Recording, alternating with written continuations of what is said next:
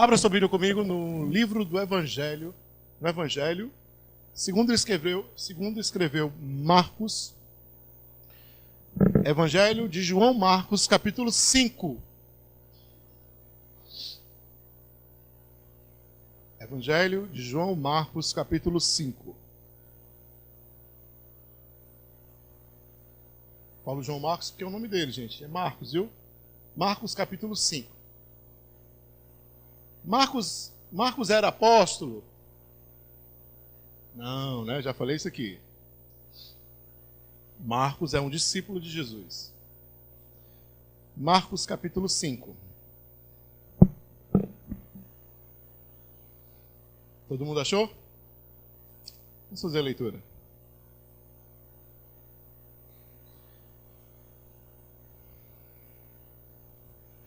Eles atravessaram o mar e foram para a região dos Gerazenos. Quando Jesus desembarcou, um homem com um espírito imundo veio dos sepulcros ao seu encontro. Esse homem vivia nos sepulcros e ninguém conseguia prendê-lo, nem mesmo concorrentes, pois muitas vezes lhe haviam sido acorrentados pés e mãos, mas ele arrebentava as correntes e quebrava os ferros de seus pés. Ninguém era suficientemente forte para dominá-lo. Noite e dia, ele andava gritando e cortando-se com pedras entre os sepulcros e nas colinas. Quando ele viu Jesus de longe, correu e prostrou-se diante dele e gritou em alta voz: "Que queres comigo, Jesus, filho do Deus Altíssimo? Rogo-te, por Deus, que não me atormentes." Pois Jesus lhe tinha dito: "Saia deste homem, espírito imundo." Então Jesus lhe perguntou: "Qual é o seu nome?" "Meu nome é Legião", respondeu ele, "porque somos muitos." E imploravam a Jesus com insistência que não os mandassem sair daquela região. Uma grande manada de porcos estava pastando numa colina próxima. E os demônios imploraram a Jesus: "Manda-nos para os porcos, para que entremos neles." E lhes deu permissão. E os espíritos imundos saíram e entraram nos porcos. E a manada, cerca de 2.000 porcos, atirou-se no precipício abaixo, em direção ao mar, e nele se afogou. Os que cuidavam dos porcos fugiram e contaram esses fatos na cidade e nos campos. E o povo foi ver o que havia acontecido. Quando se aproximaram de Jesus, viram ali o homem que fora possesso da legião de demônios, assentado, vestido e em perfeito juízo. E ficaram com medo. Os que estavam presentes contaram ao povo o que acontecera ao endemoniado e falaram também sobre os porcos. Então o povo começou a suplicar a Jesus que saísse do território deles. Amém. Vamos orar. Pai querido, nessa noite quero te agradecer pela tua palavra e eu espero que ela possa nos desafiar poderosamente, Senhor. Ilumina-nos, ó Pai, nas Escrituras, que nós possamos descobrir verdades e ser confrontados por elas. No nome de Jesus, eu te agradeço e te louvo. Amém. Esses dias eu estava tendo contato com alguns textos de uma pensadora muito conhecida e muito falada, provavelmente vai até falar sobre ela no cursinho. Até comentei um pouco com a Vivi. O livro que eu estive lendo principalmente foi Erckmann, acho que é Erckmann, é um alemão, em Jerusalém.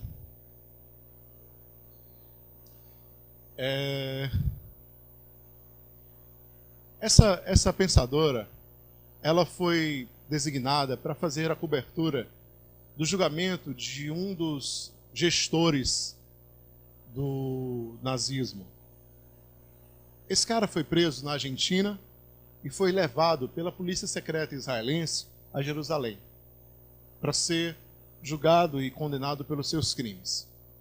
Para vocês terem assim uma noção do tamanho do desastre, né, que o Holocausto causou, designação que não gosta muito de ser, não é muito bem acolhida pelos judeus, né? O Holocausto ceifou cerca de 8 milhões de judeus. 8 milhões de judeus. E esse gestor, essa pessoa que estava lá sendo julgada, ele praticamente foi o responsável por toda a movimentação e o envio dos judeus aos campos de concentração. Então, realmente assim, ele foi levado, sequestrado provavelmente lá da Argentina e foi condenado em Jerusalém pelos tribunais dos hebreus, né? Mas ele era visto naquele momento como uma encarnação do mal. E isso assim me chamou muita atenção ao pensar sobre isso. E eu lembrei do texto do endemoniado de Gadara. Eu queria que a gente pensasse nessa noite sobre essa questão, sobre o endemoniado de Gadara, e a gente tirasse algumas lições para a nossa vida, né?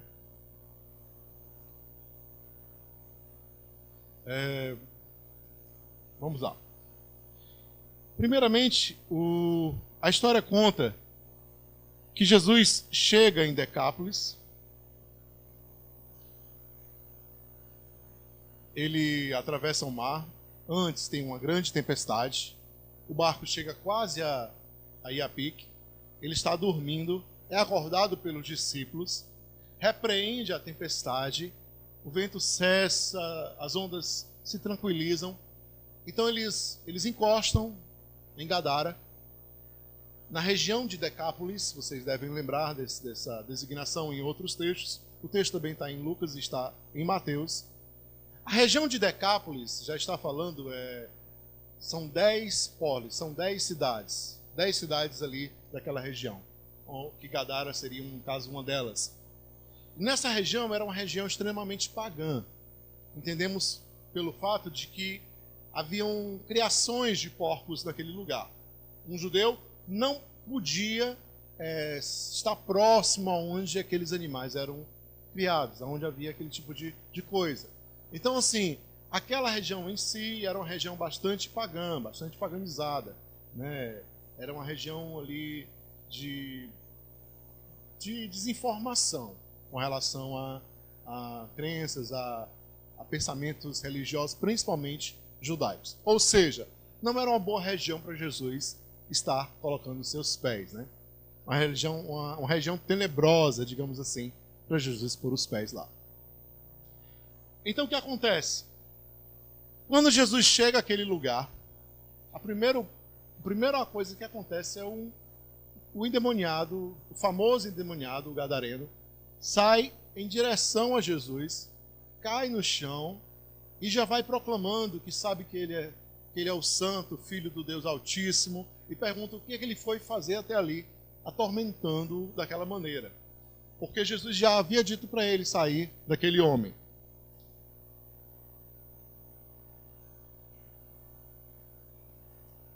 Ele pede aquela entidade, ou aquelas entidades que habitavam o corpo daquele homem, para que Jesus não mande para muito longe, não mande para fora daquela região, que era uma região possivelmente na qual ele se sentia muito confortável por conta de todo o paganismo, por conta de todo o sincretismo que ali prevalecia. E então ocorre o fato de que uma manada de porcos, em torno de 2.000 porcos, está passando ali exatamente naquele momento. E aí eles suplicam a Jesus para que eles possam entrar nos porcos.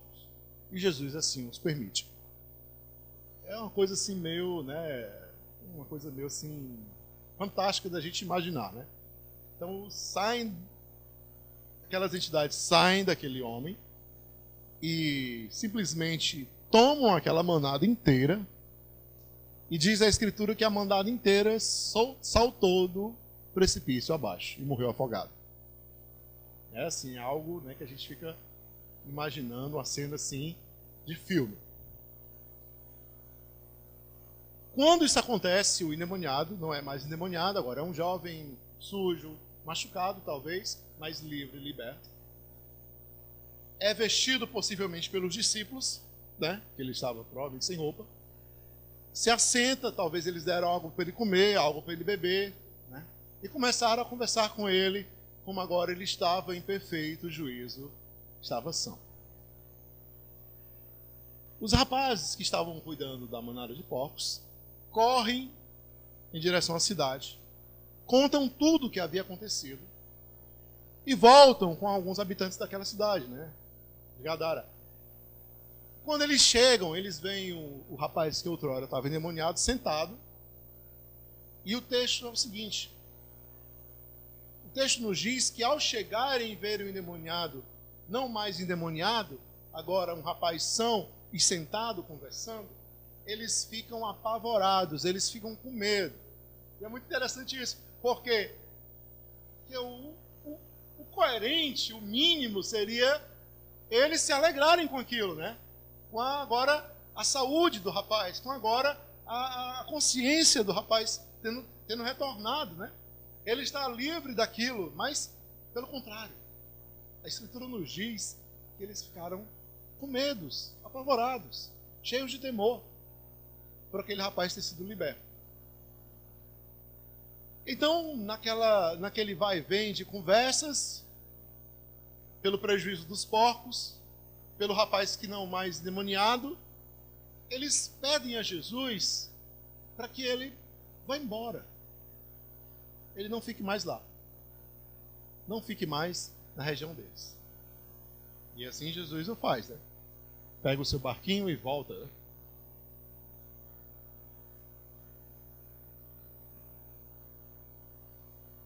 Então hoje eu gostaria de abordar essas questões com vocês que me chamaram muita atenção.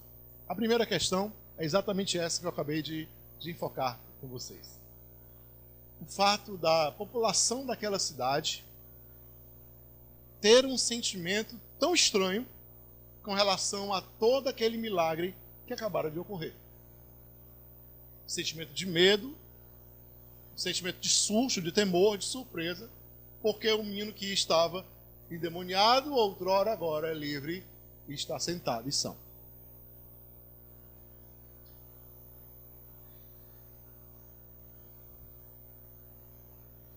Falando do julgamento do alemão, o nome dele me fugiu, acho que é Ekman, daqui para o final eu lembro. Que alguns consideravam ser a própria personificação do mal. Vamos pensar um pouco nesse jovem endemoniado de Gadara. Para aquela cidade, para aquele povoado, para aquelas pessoas, o endemoniado era a personificação do que é mal. Toda a cultura daquela cidade tinha relação com aquilo. A Escritura nos diz que ele se feria, que ele gritava, que ele quebrava, que ele destruía correntes e ferros que eram presos. Por quê? Porque se havia uma intenção daquelas pessoas ao prenderem o endemoniado, a intenção era de contingência, de contê-lo sobre um limite. Talvez ele andasse atrapalhando feiras públicas, talvez ele andasse atropelando eventos da cidade. E isso era muito ruim para eles. Então, de quando em quando, de tempos em tempos, eles tentavam restringir o espaço geográfico do endemoniado. Mas o fato é que aquele endemoniado fazia parte da cultura da cidade de Gadara. Por quê? Porque Gadara precisava de um endemoniado. Por que Gadara precisava de um endemoniado? Já pararam para pensar nisso? Por que Gadara precisava de um diabo? Por que Gadara precisava de uma figura que seria uma personificação do mal? Já pararam para pensar sobre isso? Já pararam para pensar o que os gadarenos diziam para os seus filhos pequenos quando eles ouviam os gritos alucinados do endemoniado? Pelas noites adentro? Olhe, se você me desobedecer, pode acontecer isso que aconteceu com esse rapaz com você.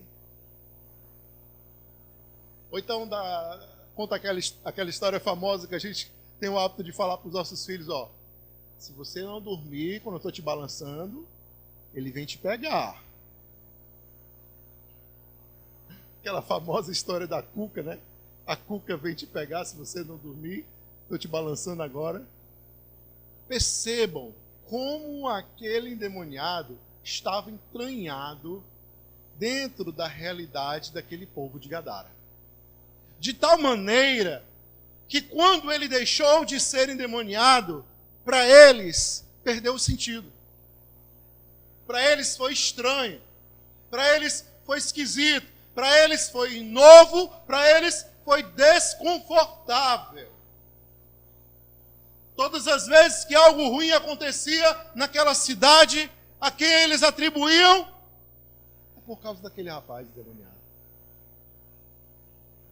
Talvez quando eles quisessem algo bom em suas vidas, talvez eles levassem alguma comida para o miserável rapaz endemoniado se alimentar. Quando pairasse alguma consciência sobre a sua vida e uma luz, e ele pudesse comer, levar algo à boca.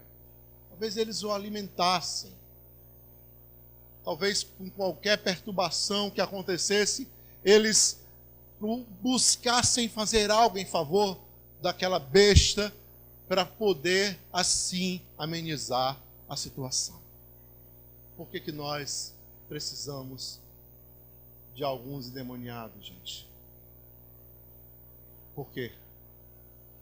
Não sei se vocês lembram, certa vez eu preguei sobre Jesus expulsando o endemoniado dentro da sinagoga. Está no capítulo 1 de Marcos. E a Escritura diz que Jesus entrou para ensinar e um jovem caiu endemoniado e ele expulsou o demônio. E no momento em que o jovem é livre, os fariseus conversam entre si, os doutores da lei, dizendo: que nova doutrina é essa? Que até os demônios ele ordena e eles lhe obedecem. E aí, eu não sei se vocês me lembram desse texto que eu preguei para vocês, mas eu falei sobre o demônio que não sai de dentro do homem. Porque tinha um demônio dentro desses fariseus e escribas. O demônio da incredulidade, o demônio que não aceitava Jesus como Cristo. E esse demônio não sai. Não sai, porque faz parte deles. É parte do que eles são. É parte da maldade que traz o coração deles. E aí eu pergunto a vocês, talvez o grande motivo dos povos, daquelas pessoas que viviam ali, daquela redondeza, quererem aquele endemoniado ali, seria o fato de que quando o diabo está fora de nós, quando o diabo tem nome e endereço, quando ele tem aparência física, quando ele pode ter chifres e rabo pontiagudo e é vermelho, e podemos dizer aonde ele está, a gente não precisa se preocupar, porque dentro de nós não há nada de diabo. Talvez o grande motivo da frustração, da libertação daquele endemoniado, foi porque ele perdeu essa representação do mal que todo mundo tinha dele.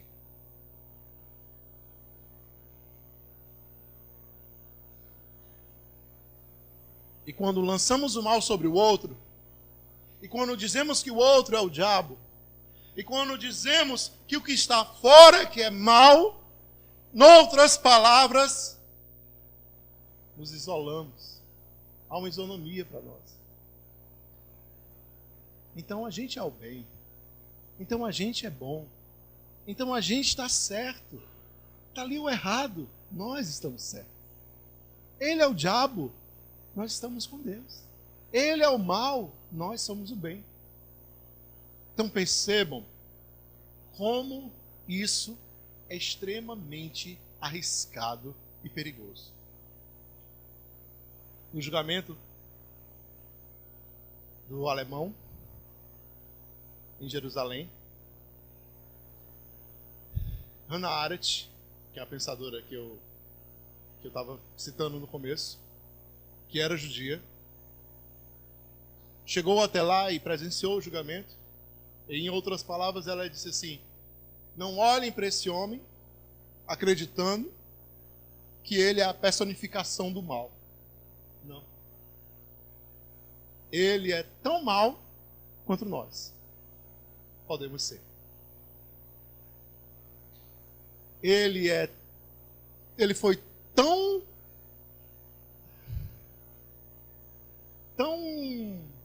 insensível nas suas ações quanto nós podemos ser nas nossas. E isso foi avassalador. Isso foi terrível. Ela não disse que ele deveria ser absolvido. Não foi isso que ela falou. Ela não disse que ele deveria ser perdoado. Também não foi isso que ela falou. Ela disse que deveria ser pensado que o que ele praticou não nos isenta de praticar também. Só pelo fato de estarmos aqui desse lado, condenando como criminoso. Percebam que a nossa tentativa em demonizar algumas coisas nada mais é, nada menos é, do que o desejo de nos isentar, o desejo de nos excluir de que existe algo mal em nós, de que existe algo ruim em nós, de que existe algo pernicioso em nós. O mal está lá, o mal não está aqui. O mal está longe, está ali, tem endereço, anda pelos sepulcros, caminha pelas colinas. Aqui não existe mal. Muitas vezes tentaram prender o mal numa corrente para que ficasse mais centrado ainda, num lugar certo. Percebam que as nossas tentativas são sempre as mesmas. A gente sempre vê um diabo de chifres, com um rabo pontiagudo. Por quê? Porque se não tem chifre, nem tem rabo pontiagudo, então não é o diabo. O diabo é mais feio. E muitas vezes as nossas ações são tão piores ou piores para ser definidas como ações diabólicas. Então perceba que existe o mal dentro de nós. E nós precisamos encará-lo. Precisamos encará-lo. E não simplesmente jogar a culpa em alguém. E não simplesmente dizer que o outro é que é mal. E não simplesmente nos isentar desse mal. A primeira grande questão que eu queria pontuar nessa noite.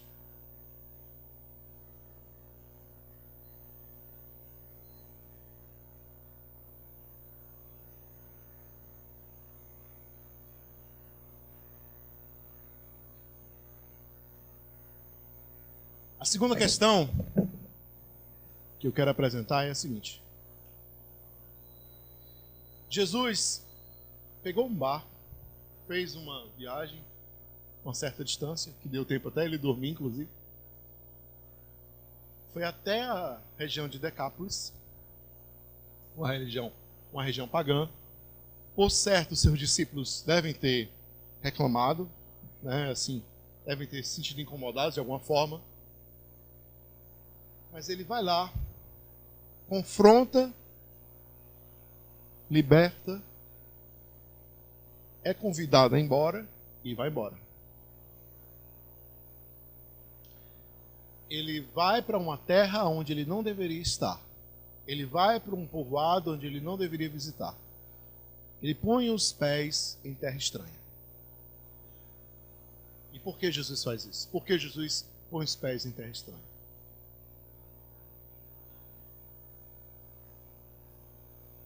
A grande maioria de nós não deseja sair nunca da zona de conforto. Não desejamos sair das nossas rotinas, não desejamos sair das nossas obrigações. Muitos de nós contraímos inúmeras obrigações para que não haja espaço para mudarmos de alguma forma a nossa vida em outra direção. É muito mais fácil termos uma rotina bem fechada, porque assim não precisamos partir para outras direções. Ou seja, a viagem de Jesus em Gadara foi pouco produtiva. Só uma pessoa. Ele foi lá, libertou uma pessoa e matou 2.000 porcos. Financeiramente, não foi produtivo. Culturalmente, também não foi muito produtivo. Por quê? Porque ele acabou com a cultura dos gadarenos.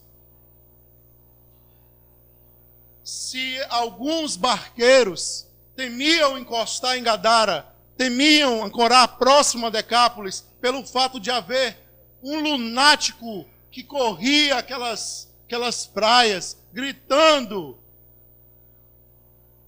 e uivando, se algum supersticioso temia ir para aquele lugar por conta daquele protetor lunático que estava ali, agora ele sentiria a vontade de voltar e andar por ali, em ancorar e visitar a cidade.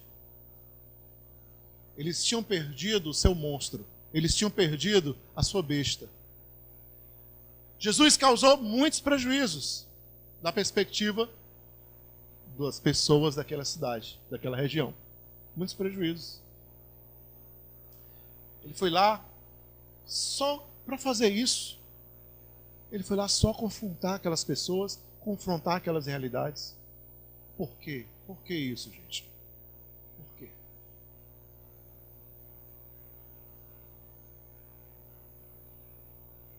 Eu recordo de Paulo e Silas, quando estavam pregando, depois que haver passado por Macedônia e tudo,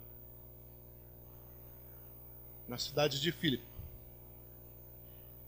E havia uma jovem adivinha naquele lugar, e elas, por muitos dias estavam ali, e ela sempre falava: esses são servos do Deus Altíssimo, e trazem as palavras da verdade. E diz a Escritura que por muitos dias ela estava fazendo as suas adivinhações por espíritos, por oráculos, e Paulo, indignado, voltou-se para ela e disse: em nome de Jesus, entendeu? Eu te repreendo, seja liberta.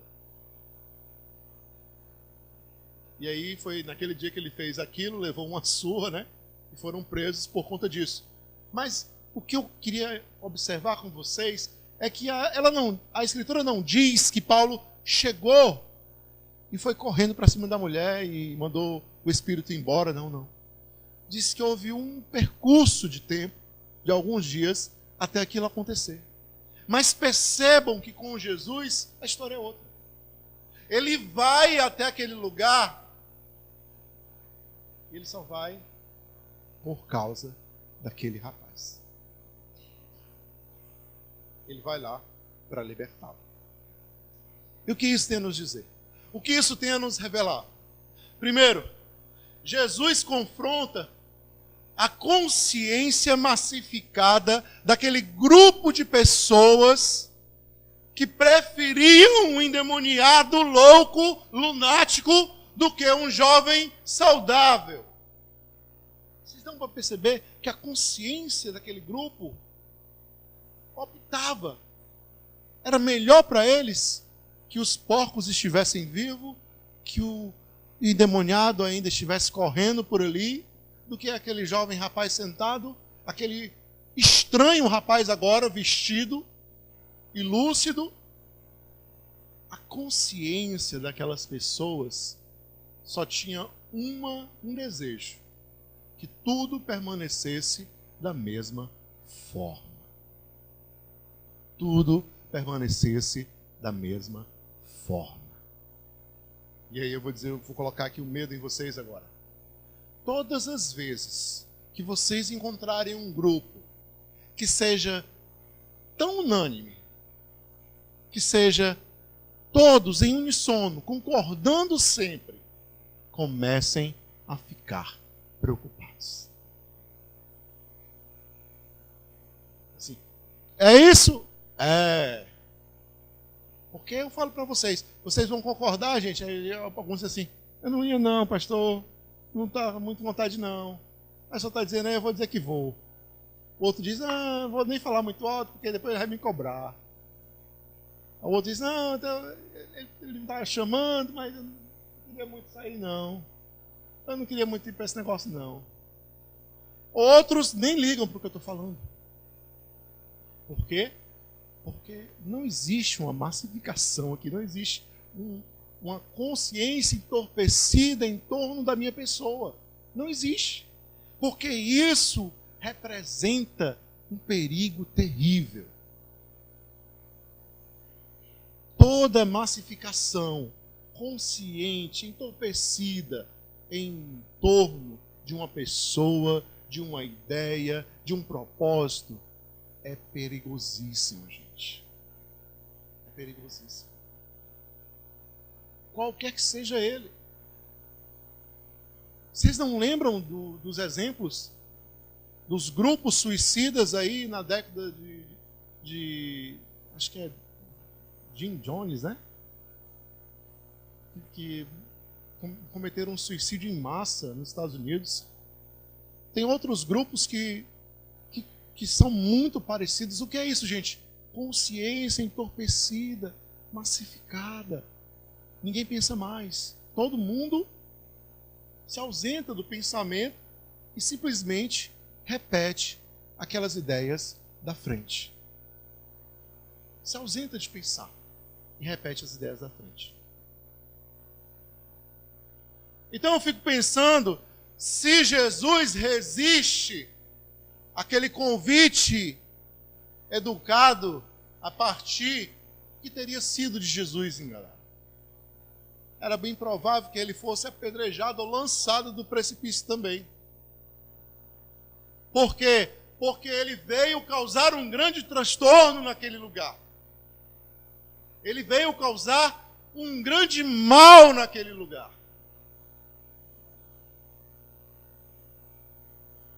Quando ele liberta aquele homem, quando ele traz uma nova perspectiva para aquele lugar, uma nova visão,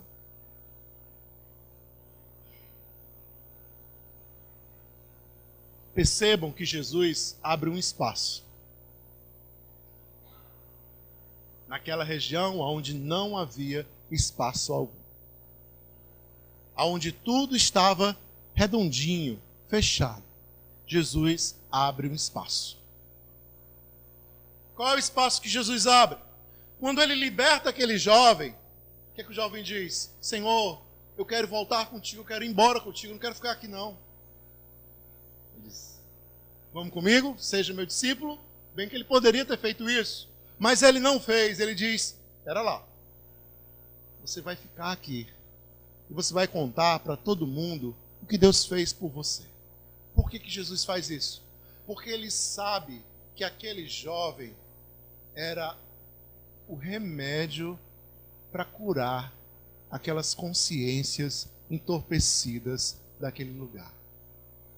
Ele é a versão diferente que eles nunca ouviram falar. Ele é a outra história. Ele é o outro lado da história. Por quê? Porque com certeza chegaram na cidade dizendo, chegou um louco, matou os porcos e fez o cara que, o monstro do cemitério, ficar mansinho, mansinho, mansinho. O pessoal, meu Deus, quem é esse mágico? Já mandamos ele embora. antes que ele destrua a aldeia inteira. Ó, pessoal, ainda bem que vocês mandaram ele embora. Ninguém ia aguentar. Só que aí chega o próprio monstro do sepulcro chega na cidade. Ó, o pessoal diz, é ele, é o monstro. Como ele está falando? Ele consegue falar. E aí eles vão ouvir a história pela boca da besta, que não é mais a besta. Eles vão ouvir a história pela boca daquele que era, jaz, o endemoniado. Tudo precisa ser reformulado. E para que seja reformulado, nós não podemos massificar as consciências. Pelo contrário, para que uma igreja seja uma igreja vitalizante, para que ela seja uma igreja viva, as pessoas precisam ser diferentes, precisam ter consciências diferentes, precisam caminhar e trilhar rumos diferentes. É necessário o diferente estar junto para que haja algo sensato, porque todos os iguais não pensam correto. Todos os iguais são perigosos. Se vocês verem uma multidão gritando, tudo igual, comece a ficar com medo. Se esconda. Inebriada, entorpecida, hipnotizada. Não se engane. Você pode ser o próximo sacrifício. E é assim que as coisas acontecem, gente. Vocês recordam quando eu contei daquela minha experiência que eu tive terrível? Eu morava num bloco de condomínios e tinha um rapaz que estava tentando roubar, abrir os carros com a chave micha. E a multidão se aglomerou e pegou aquele rapaz. Ele foi espancado. Quando a polícia veio, eles não queriam mais levá-lo, porque eles disseram, ele vai morrer dentro da viatura. Aí chamaram uma ambulância, que demorou mais ainda, e ele morreu. Eu vi o rapaz ser espancado, gente. É uma culpa que eu levo comigo por não ter me metido na frente, ter apanhado com ele, ter gritado com aquele povo. Mas quando a gente vê uma multidão enfurecida, gente, é pavoroso. Você tem que estar disposto a apanhar mesmo, porque é por aí que vai acontecer. E se for muitos e estiverem armados, fuja, porque não vai dar tempo nem de apanhar. Então Jesus pisa em terra estranha para abrir um espaço e para apresentar uma nova perspectiva. A perspectiva do ex-monstro, do ex-diabo, do ex-endemoniado. E nessa perspectiva nova, as pessoas iam ter que assumir as suas próprias culpas. Não ia ter mais um diabo para se jogar a culpa. Não ia ter mais um diabo para se jogar a culpa. A gente tem esse hábito, né?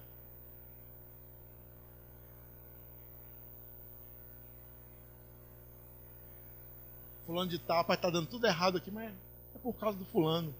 Pessoa dessa, né? Não acredita em nada. Coloca tudo para trás. Nós sempre queremos um diabo para pôr a culpa. E mal sabemos nós que o diabo que guardamos dentro da nossa própria casa, pois é o nosso diabo doméstico, fica escondido e disfarçado. E nunca damos nome a ele. Assuma a sua responsabilidade. Não se deixe levar por uma única opinião. Não deixe a sua consciência entorpecer-se e simplesmente repetir o que os outros estão fazendo. Por último,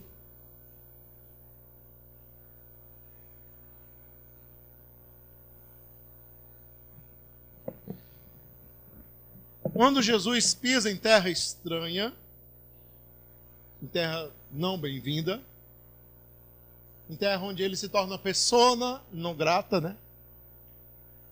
Ele faz para causar, para abrir, para inovar, para realizar o milagre. Mas quando Jesus pisa na sua própria casa, tudo é diferente. E aí você vai encontrar no capítulo 6 do Evangelho de Marcos. Jesus volta à sua terra, vai falar na sinagoga, e as pessoas que o conhecem desde criança dizem: de onde foi que ele aprendeu tudo isso? Ele não é o carpinteiro? Os irmãos dele não são Tiago, José, Simão e Judas? Não é a mãe dele Maria? De onde foi que ele tirou todas essas coisas? E aí você percebe, quando Jesus põe os pés em terra conhecida, em terra natal, na sua própria terra, ele encontra um abismo enorme no coração das pessoas. E aí ele diz: o profeta não tem honra na sua própria casa. Qual a lição que a gente pode tirar daí, gente? Qual a lição que a gente pode entender por aí? Que o profeta não tem honra na sua própria casa. Jesus realizava inúmeros milagres fora, em Cafarnaum, lá em Decápolis, em muitos outros lugares, em Naim. Mas quando ele chega na sua casa, ele não consegue operar milagres. Não há credibilidade na pessoa dele. As pessoas não veem Jesus como alguém que possa fazer algo por elas. Jesus é apenas filho de Maria, o irmão de José, Tiago, Simão e Judas. Tem algumas irmãs também, mas eles não citam o nome das irmãs, mas o nome dos irmãos está citado. Esse rapaz pode fazer o quê? Quem ele é demais? Nós conhecemos ele. Conhecemos a sua história, a sua trajetória. Gente, isso vem nos apresentar um outro lado dessa questão. Nessa realidade aqui, dentro da nossa comunidade, temos uma grande tendência a não esperar muito, a não esperar mais do que o normal. Temos uma grande tendência a nos adequar às rotinas e simplesmente deixar estar. Lady B. Deixar a coisa acontecer. Não acreditamos na possibilidade de haver algo novo. Não acreditamos na possibilidade de haver algo surpreendente. Não acreditamos na possibilidade de algo que vá mudar a nossa vida, a nossa realidade. Por quê? Porque a gente já sabe tudo. A gente conhece esse cara. Ele tem os irmãos ali, a gente vê os irmãos dele. Ele é carpinteiro, ele não pode fazer muita coisa pela gente. O cara era Deus e eles não conseguiam ver isso. Por quê? Sabe o que isso tem a dizer para mim e para você?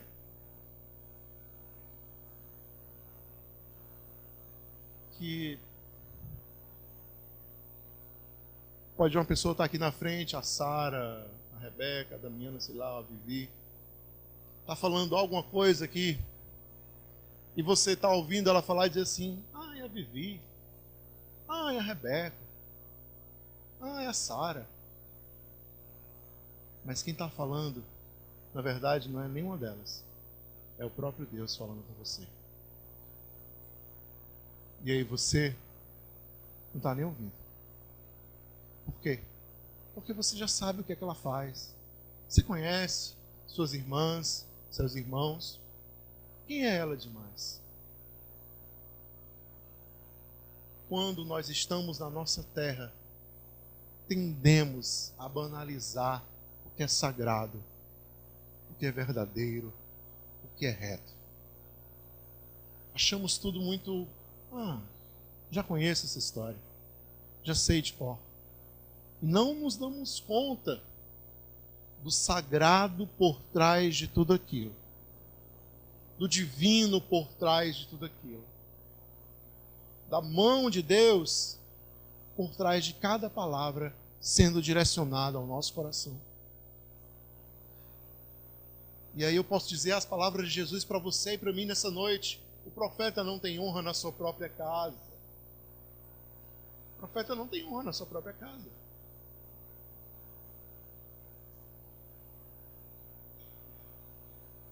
Não vai receber honra. Já ouvi, já sei, eu estou entendendo, eu conheço. Você tem uma tendência natural a achar que tudo é mesmo e tudo é igual. E não consegue ver o movimento do sagrado em sua volta. Não consegue ver. Simplesmente passa desapercebido. Passa desapercebido.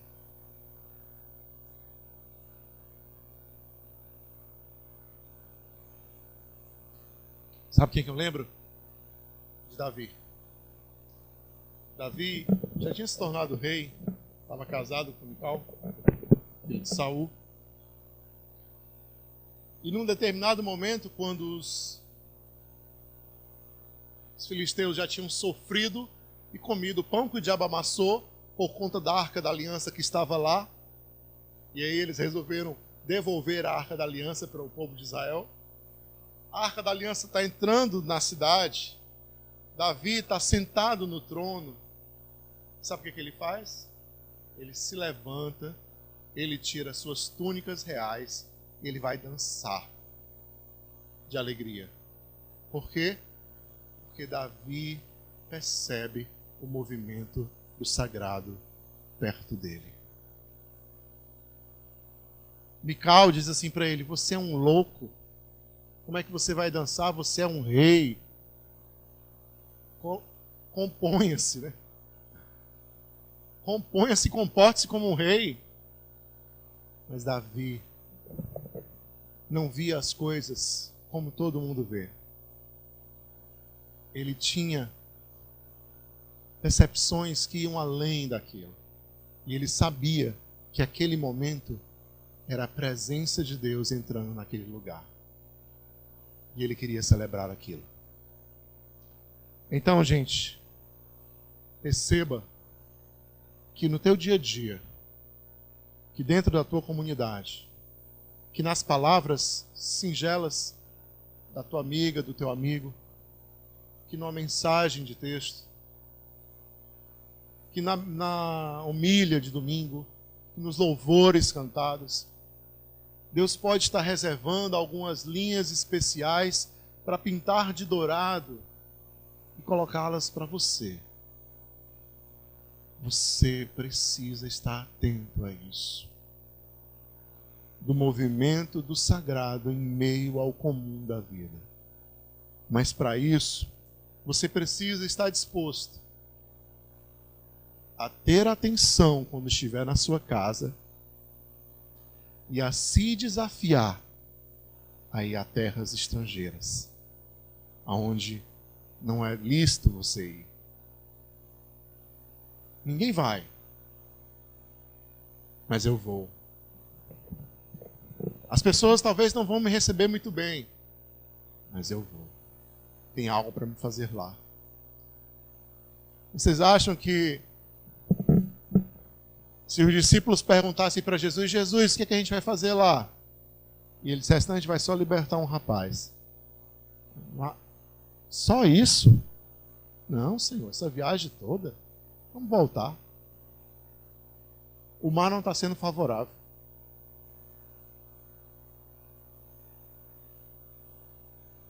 As pessoas dizem para você talvez: só isso você vai fazer?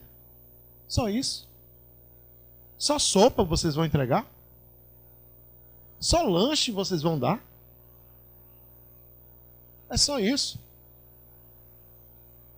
Existe algo para a gente fazer lá, gente. Que só a gente pode fazer. Porque para eles tudo é igual. Tudo é mesmo. Para eles são coisa e as pessoas são pessoas. Já perceberam isso? Talvez quem ande ali por aquelas ruas da Zé Basto, da Messejana, olhe para aquelas pessoas ali nas esquinas e digam: tá vendo? É por isso que a gente sofre tanto. Esse povo vive aí servindo ao diabo nas esquinas. Porque nós precisamos de diabos. Diabos para nomear, diabos para apontar e diabos para nos livrar da nossa própria culpa. A gente precisa. Mas Jesus, Ele quer nos dar uma nova perspectiva. Ele quer confrontar as velhas ideias e trazer novas ideias. Ele quer nos tirar da nossa zona de conforto e nos levar para lugares que não são permitidos estarmos. Não são permitidos a gente entrar. Não, não pode. Rapaz, isso aqui não é lugar de crente. Pois é onde eu quero ir. Isso aqui não é lugar para estar negócio de gente da religião, não. Pois eu vou lá.